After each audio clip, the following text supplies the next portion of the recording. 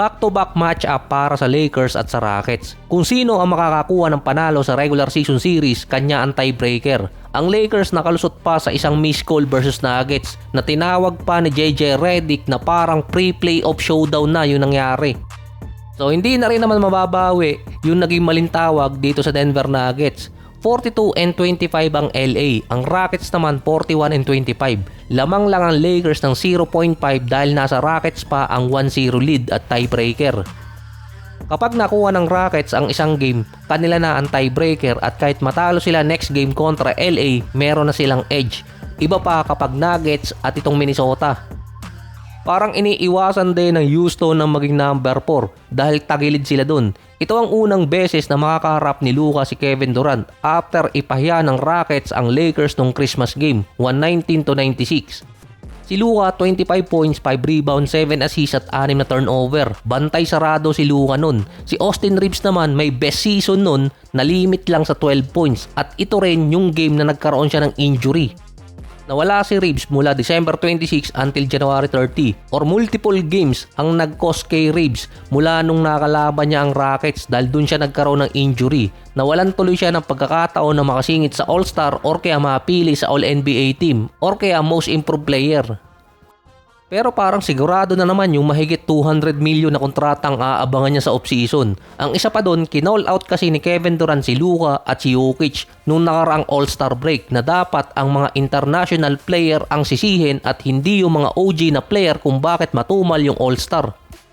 Si Jamal Murray international player din yun kaya pinataob niya yung Rockets nung nakaraang nagharap ang Nuggets at itong Houston. 2 or 3 linggo after i-call out ni KD si Jokic at si Luka. Si Jokic halos kakabalik lang nun at pangtao pa yung kanyang stats. Pinatahimik din ni Nikola at ng Denver itong si Kevin Durant. Naka 11 points, 4 rebounds at 5 assists. Tinambakan din kasi ng Denver yung Houston. Ang pangatlo pa doon nung kinall out naman ni DeAndre Ayton si Clint Capela kung saan sumama lalo ang reputasyon ni Ayton. Ayaw daw kasi niyang maging Clint Capela na ito yung gustong gawin sa kanya ng Lakers. Ito kasi ang posibleng maging worst 48 hours or 2 araw ni Ayton depende sa lalaroin niya versus dito sa Houston. Ngayon kasi parang nasa times 6.5 si Ayton kapag nagkaroon siya ng 20 and 10. Times 3 naman kapag meron siyang double-double versus Houston. Mula sa comment ni Ayton noong mga February, si Clint Capela may average na 16 minutes, 5 points, 5 rebounds, 1 assist at 1 block per game. Si Ayton naman, mas better ang stats niya kay Capela. 23 minutes, 9.7 rebounds, 0.7 blocks pero si Ayton starting unit. Si Capela, halos 6 man. Si Capela pa naman halos kamukha na ni Zach Randolph ngayon. Yung Houston din kasi, medyo short-handed sa player dahil sa mga injuries. Parang role player na nga lang si Capela dun eh. Wala na rin kasi silang pamimili ang sentro. Expected magkakaroon ng extra minutes si Capela dahil si Sengun merong injury sa likod. Wala din silang pamalit na sentro sa Rockets sa second unit nila kundi si Capela lang. Wala din silang legit center. Ang starting unit kasi ng Rockets ang nilalagay nilang big man si Jabari Smith at Tari Eason. Mostly number 3 at number 4 position ang nilalaro ng dalawa.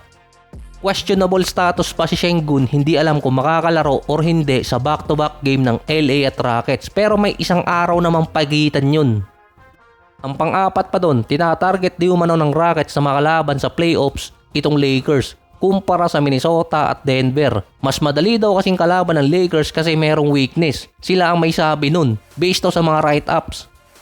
Ang weakness na yun, si DeAndre Ayton at si LeBron. Aabutan di umano ng fatigue si LeBron bago matapos ang regular season. Samantalang si DeAndre Ayton defensive liability sa loob ng paint. Tinawag din kasing pre-playoff showdown ang Lakers versus Rockets. Kung makuha ng Houston ng isang panalo, kanila na ang advantage sa tiebreaker. Kapag dalawa naman, kanila ang advantage sa number 3 position. Kung makuha ng Lakers ang 2 games, nasa kanila ang number 3 advantage. Pero kung makuha lang nilang isa, 50-50 chances dahil ang kailangan lang hindi tumabla sa kanila ang Rockets.